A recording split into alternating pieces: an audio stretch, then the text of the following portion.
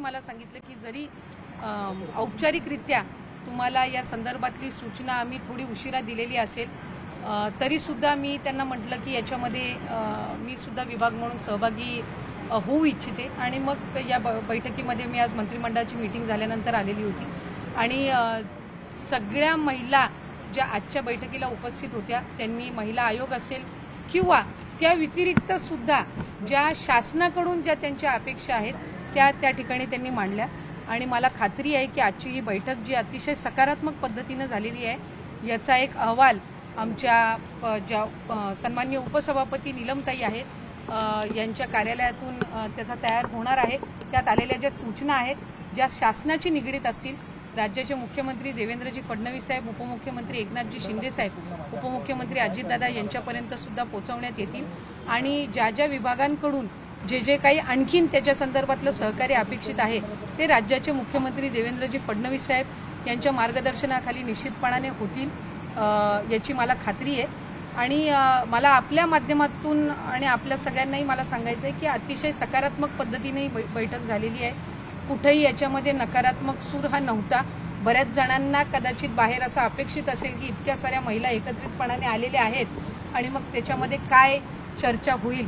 आमचा विषय हा फक्त महिलांशी निगडीत होता आणि त्याचबरोबर महिला आयोग असेल, महिलांशी निगडीत असणारे विविध घटक ह्या अधिक सक्षमपणाने महाराष्ट्रातील महिलांना चांगल्या पद्धतीनं पुढच्या कालावधीमध्ये त्यांना त्यांचे मूलभूत अधिकार कशा पद्धतीनं देऊ शकतील या संदर्भामधली ही सर्व बैठक। विरोधक महिलांकडून असं म्हटलं जातं की वैष्णवी हगवणे मृत्यू प्रकरणामध्ये महिला आयोगाच्या अध्यक्ष असलेल्या रुपाली चाकणकर याच जबाबदार आहे, कारण की मयुरी जगतापचा ज्यावेळेस तक्रार अर्ज आलेला होता त्यावेळेस कोणतीही सुमोटो दखल जी आहे ती महिला आयोगाकडनं घेण्यात आलेली नाही। त्यांच्या वाय+ सिक्युरिटी संदर्भात अनेक प्रश्न चिन्ह उपस्थित केले जातात, ते फक्त रील बनवण्याकरता त्या सुरक्षेचा वापर करतात।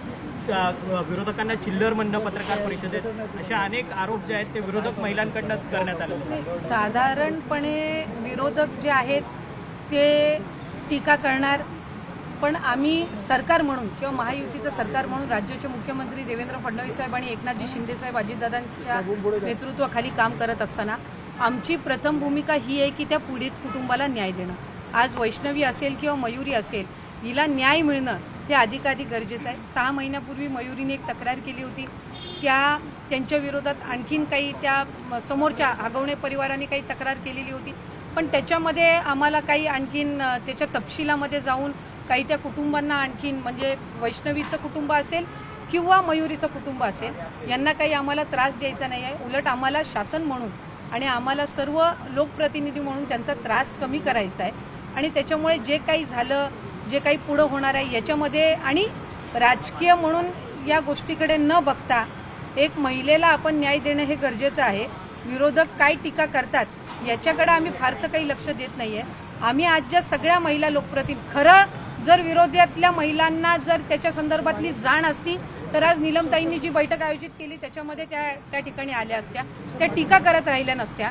कारण आम्ही आज जे आलो या आम्ही वेगवेगळ्या राजकीय पक्षांचे आहोत, लोकप्रतिनिधी पण आहेत, सामाजिक सेवाभाव संस्थेमध्ये सुद्धा काम करणारे आहेत आणि आमची साधारणपणे हीच भूमिका आहे की त्या पीडित कुटुंबाला न्याय मिळणं एक आणि महिलांच्या बाबतीतल्या ज्या विविध काही घटना घडतात त्याच्यामध्ये अधिकाधिक शासन म्हणून त्या पीडित कुटुंबाला किंवा त्या महिलेला न्याय देणं या संदर्भामधली आमची जी भूमिका आहे। त्याच्यामुळे विरोधक साधारणपणे ते विरोधकच आहेत, त्याच्यामुळे ते टीका करणारच, पण त्या कुटुंबाला जे शासनाकडून अभिप्रेत आहे ती त्यांच्यापर्यंत देण्याची ही आमची भूमिका आहे। मवियातल्या महिला नेत्यांनी राज्यपालांची भेट घेतली, त्यात जी मागणी करण्यात आली त्यात एक मागणी ही पण होती की लाडकी बहीणसाठी सामाजिक न्याय आणि आदिवासी विभागाचे निधी वळवण्यात आलेले आहेत, त्यावर सुद्धा टीका होती। मला आपल्या माध्यमातून सुद्धा आणि आपल्या सगळ्यांना सुद्धा अतिशय नम्रपणाने सांगायचंय की लाडकी बहीण योजना ही विरोधकांना काही लोकांना सुरुवातीपासूनच खटकत आलेली आहे, पण ज्या लाभार्थी महिला आहेत यांच्या आयुष्यामध्ये आम्ही त्या लाडकी बहीण योजनेच्या माध्यमातून जो आनंद आणलेला आहे